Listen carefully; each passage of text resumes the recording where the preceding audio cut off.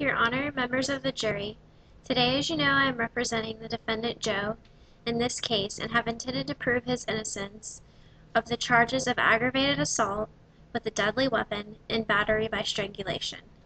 Let me remind you of the key facts in this case and the testimony from my witness today.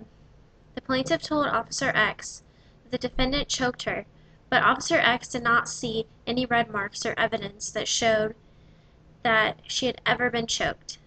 The plaintiff also claimed that the defendant pointed a black clock handgun at her, but no gun was found at the scene or ever at all. There is no physical evidence that proves that the plaintiff was ever choked, and there is also no evidence to prove that the defendant had a handgun and he pointed it at her. The computer appeared to be undamaged, even though the plaintiff claimed the defendant damaged the computer before he left the house.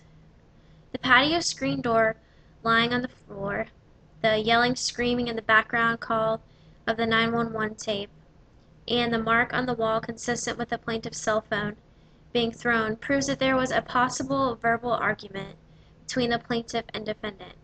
However, this does not show any evidence of physical and/or threats of physical harm to the plaintiff or her family by the defendant.